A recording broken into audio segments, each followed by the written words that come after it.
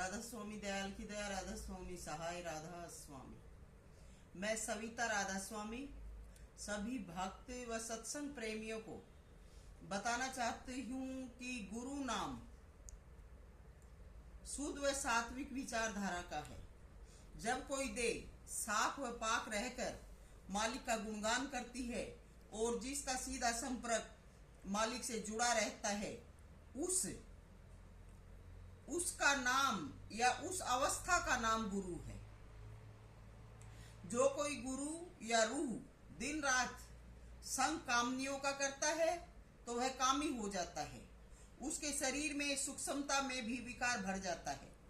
आम दुनिया में लोग इसे सेक्स भी कहते हैं। जब गुरु में ये कार्रवाई हो जाती है तो वो रूह या गुरु पद की अधिकारी नहीं रहता। दूसरे नंबर पर, अगर गुरु किसी कारणवश गिर जाता है और गलत संग कर लेता है या किसी दबाव में आकर गुप्त रूप से शादी कर लेता है तो उसे भी गुरु पद स्वेच्छा से त्याग देना चाहिए, नहीं तो मालिक के हाथ दंडित होना पड़ेगा। वह आखिरकार बेइज्जती बदनामी करवाकर अकाल मौत में जाएगा। कोई गुरु गद्दी पर आकर नाजायज औरतों का संग करे और गुरु गद्दी पर भी बना रहना चाहे तो एक वक्त में दोनों नहीं हो सकता। अगर दोबारा संसारी जीवन चाहता है तो समाज दुनिया में खुलासा करे और गुरु गद्दी को छोड़े।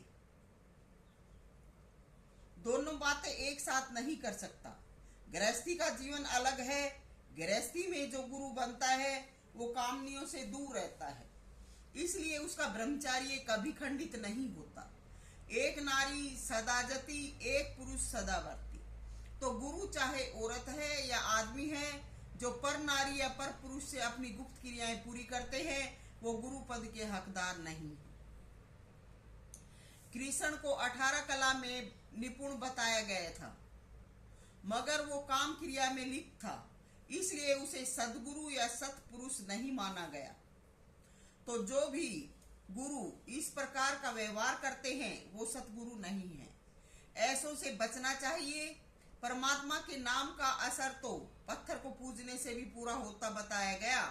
विश्वास वालों ने पत्थर में भी भगवान देख लिया था, मगर उनको पूर्ण ज्ञान प्राप्त नहीं हुआ। तो परमात्मा तो बहुत विरली चीज या वस्तु है, उसकी महिमा गुणगान अपरंपार है, पर हम बात गुरु रूप की कर रहे हैं।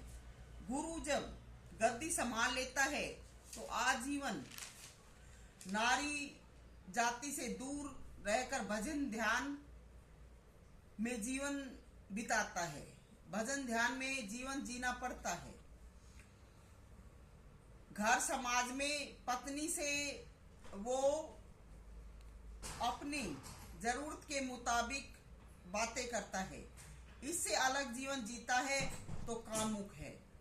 रही बात सविता की, जब सविता को बैराग हुआ था, सविता को भी परमपिता परमात्मा द्वारा परीक्षा ली गई थी और सविता को भी सब कुछ छोड़ना पड़ा था, मगर गुरु ने चाल करके मरवा के दबवा के सविता को अपनी चाल खेल कर अनाथ करके छुपवा दिया था। पति को सिखा के दूर कर दिया था। सविता ने सब कुछ सहन करके वक्त को झेला। वह अपने बच्चों का पालन पोषण किया। 32 साल की उम्र में पति की सेज से दूर कर दी थी, बेइज्जती बदनामी करवा के। 16 साल तक पति की सेज से दूर रही। फिर किसी पड़ोसन ने चाल से पति से पकड़वाया, मगर मैंने सविता राधा स्वामी ने कोई चाल नहीं चली। वह ने अपने मन को चलायमान होने दिया। 16 साल बाद मेरे पति ने जब छुआ तो मैंने परमात्मा से प्रार्थना की, अब मैं क्या करूं? स्वयं परमात्मा ने आवाज दी कि तू सच्ची है और सत्य में समा चुकी है।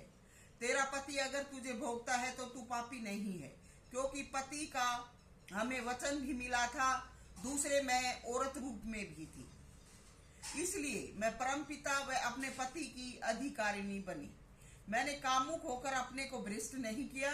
परमात्मा ने स्वयं ने अपने हाथों से श्रृंगार करवाया कि तू पतिव्रता है तो सदा सज धज के रहेगी और जिएगी।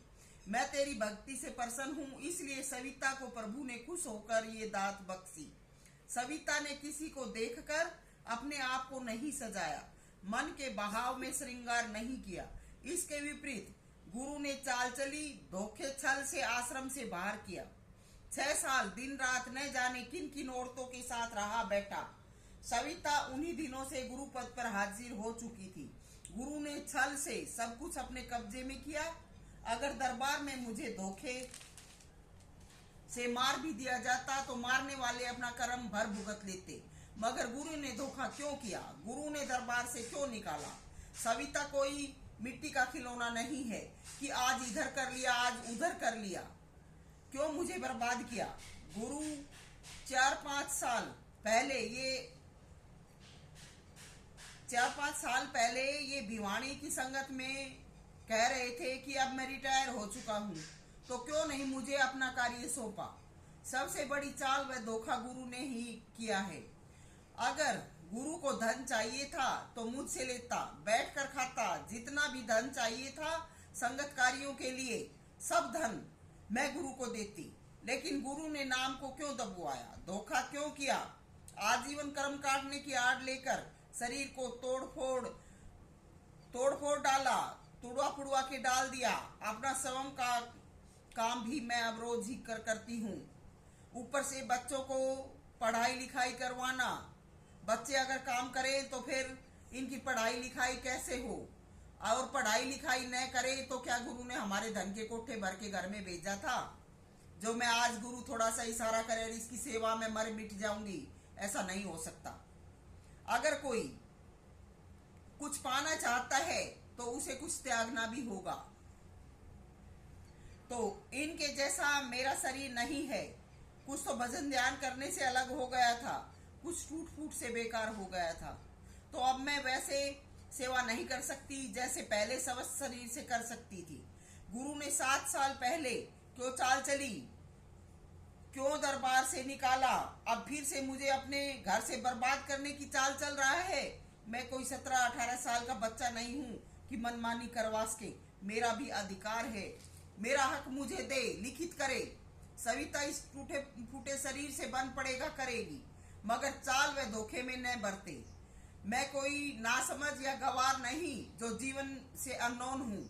जो कोई कहे मैं अपने घर व बच्चे छोड़ दूं और दिन रात गुरु के साथ आवारगी करती घूमूं, अपने पति के साथ जीवन जीना और वो भी परमात्मा के खुश होकर दाद देने के बाद अपने पति के साथ रहना कोई वासनात्मक जीवन नहीं है। गुरु अगर जलन से और बदमाशी से ऐसा कहता है तो उस गुरु को धिक्कार है, क्योंकि गुरु में चाल भरी हुई है। गुरु से शरारत करूं, पति को त्यागूं, मैं पतिव्रता हूं। मुझसे कोई मेरा धर्म हनन नहीं करवा सकता। मैं मास्टर कंवर सिंह नहीं हूं। आज पत्नी परिवार संगत में छोड़कर न जाने क्या क्या वादे कबूल किए और फिर नीचे नीचे फिर से उनसे नाता जोड़े, संगत को गुमराह करके फिर से उनका हुए और फिर 35-40 साल बाद फिर दोबारा से फिर वही बदमाशी करता फिरे। ये सविता राधा स्वामी कबूल नहीं कर सकती। राधा स्वामी मत घर में रहकर भक्ति का मार्ग बताया गया था और बताया है। मोटे बन के जीवन खोना नहीं, इस मत की शिक्षा थी। घर में रहो, कमाकर खाओ, पर धन पर तिरिया से नेह ना लगाओ। तो राधा स्वामी मत में अपने बच्चे व अपना पति नहीं छोड़ना होता। और गुरु इस प्रकार से अपनी बेहुदी चाल चलता है और बकवास करता है तो वो गुरु नहीं है। ऐसे बहरूपिये से बचना चाहिए। आज तो ऐसी चेली पकड़ रखी है जिनके आगे पीछे कुछ है नहीं। उनसे कुछ भी करवा लो, न गुरु के कोई धर्म और न उन चेलियों के कोई धर्म। क्या आज जो चेली हैं वो पत्नी का हक अदा करती है आश्रमों में। कहाँ की भक्ति, कहाँ का सत्संग, बस रोज गुरु रूप देखो, नित नया रूप। आज कौन सी उड़न परी साथ है, आज कौन सी उड़न परी। भक्तों को गुरु के इन रूपों से कौन सी शिक्षा मिलती है।